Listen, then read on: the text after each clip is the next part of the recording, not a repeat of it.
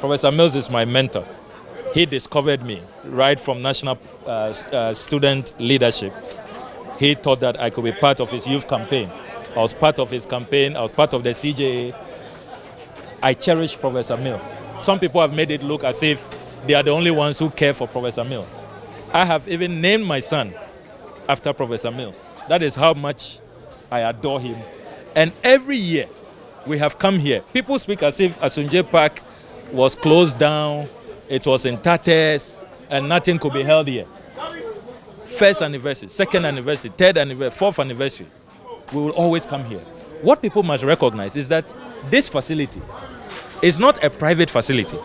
Many people in the narrative are forgetting this important point.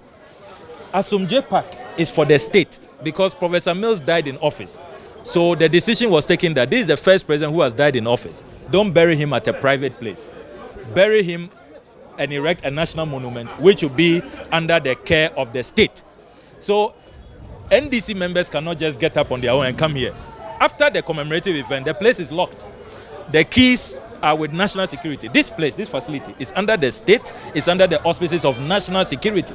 They guard this place. So the state has an obligation to protect this place, to preserve the monument, and to carry out renovations.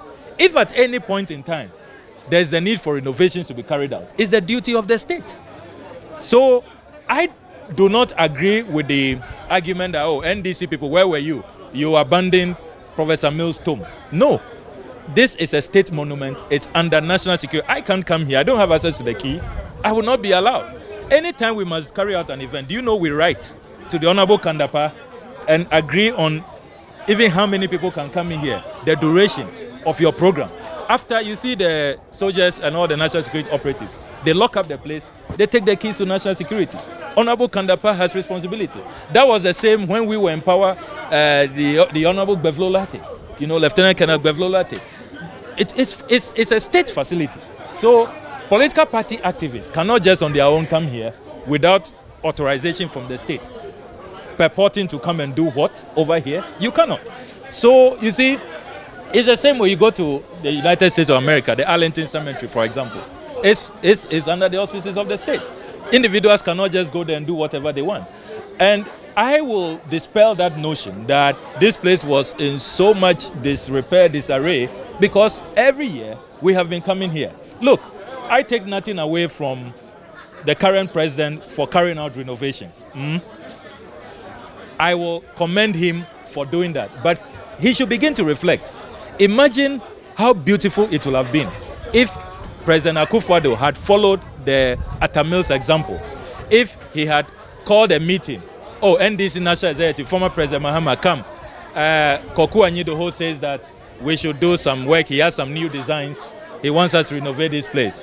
Do you people also have some ideas? Can we do it together? Then he invites the family, most importantly. He invites the family.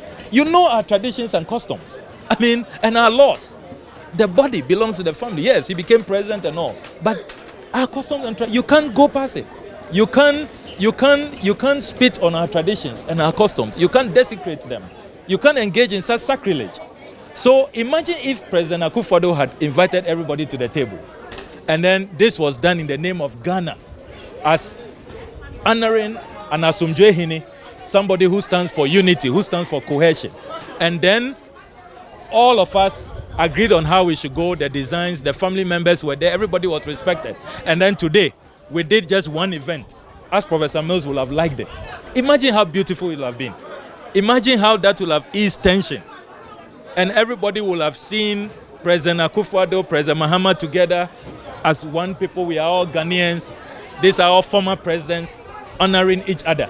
And the family is happy. The family renders a vote of thanks and thanks President Akufo-Addo, thanks President Mahama and everybody for following the Atta Mills example.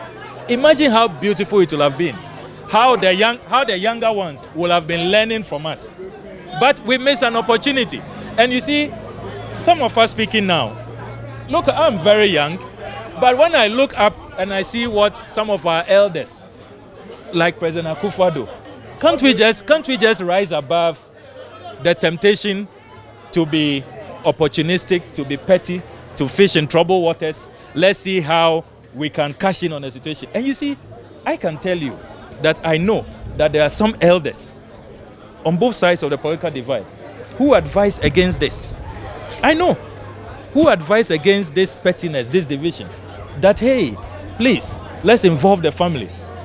He was a product of a political party. Imagine that one day we will all die. I will die. One day President Akufo-Addo is gone. And then the NDC wants to cry louder than the bereaved. We hijack his memory. We say we won't allow the MPP to come near his family. Gabi and Co can, rot. And that we, because we are in power, we are taking over the memory and the recognition, the commemoration of former President Akufo-Addo. Imagine.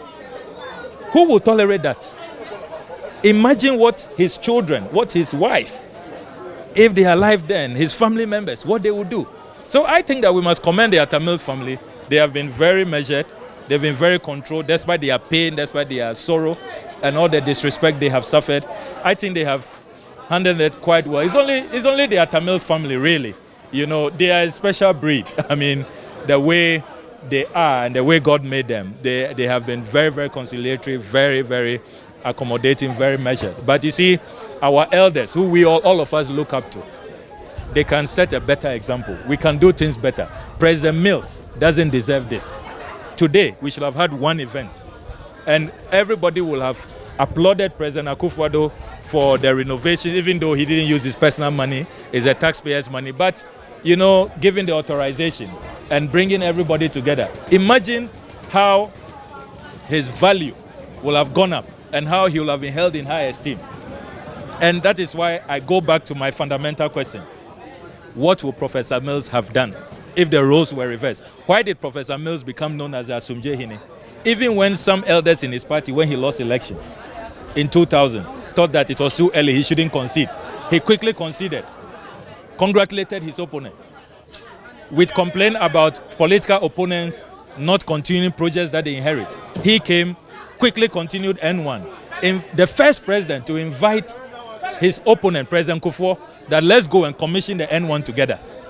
That is his example. Let's ask ourselves, if President Mills was alive, if he was in the shoes of President Akufo-Addo, is this how he would have gone about honoring the memory of President Akufo-Addo?